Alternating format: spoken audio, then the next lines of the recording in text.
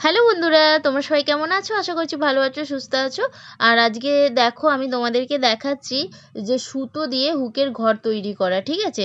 তো অনেকের ক্ষেত্রে এটা প্রবলেম হয় যে সুতো দিয়ে ঘরগুলো এমনভাবে করে যে হুকগুলো বারবার লাগানোর ফলে ঘরগুলো ছিঁড়ে বেরিয়ে আসে। তো আমি আজকে তোমাদেরকে এমন ভাবে হচ্ছে ঘরটা তৈরি করে দেখাবো যে এটা তোমরা যতবারই হুক লাগাও না কেন ঘরটা থেকে কিন্তু সুতো খুলে বেরিয়ে আসবে না।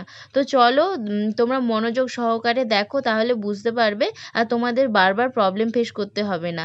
তো দেখো আমি প্রথমে ব্লাউজের যে হুকের ঘরের পট্টিটা আছে ওর তলার দিক থেকে কিন্তু আমি হচ্ছে সূচের সাহায্যে সুতোটাকে ওপরে তুলে নিয়েছি।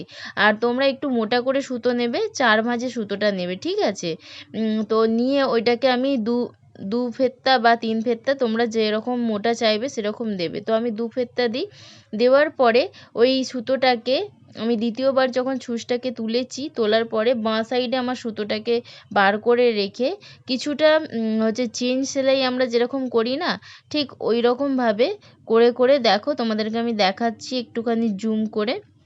তো ওইভাবে তোমরা যে ফেত্তাগুলো তুলেছো, 2 ফেত্তা হোক 3 ফেত্তা, ওর ভেতর দিয়ে সুচটাকে ঢোকাবে যেন কাপড়ের সঙ্গে আটকে না যায়, ঠিক আছে? শুধু সুতোটার ভেতর দিয়েই কিন্তু ঢোকাবে সুচটাকে। ঢুকিয়ে এইভাবে হাতের সাহায্যে মানে বাঁ হাতের সাহায্যে সুতোটাকে চিপে থাকবে।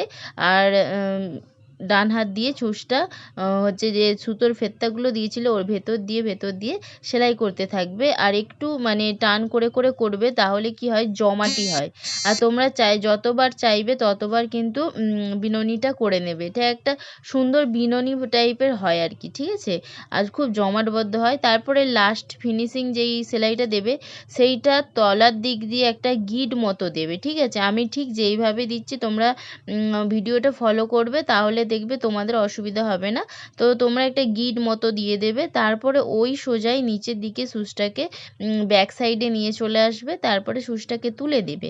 তুলে তোমরা কি করবে, সুচটাকে একটু গিঁট দিয়ে দেবে, ঠিক আছে? সুতোটা দিয়ে গিঁট করে নেবে 2 ফেত্তা দিয়ে।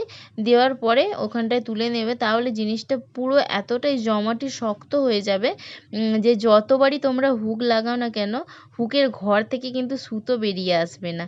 তো এই প্রবলেমটা তোমাদের আর কোনো দিনই ফেস করতে হবে না। তো যাই হোক, আজকের ভিডিওটা যদি কাজের হয় তবে লাইক করে দিও। আর টাটা।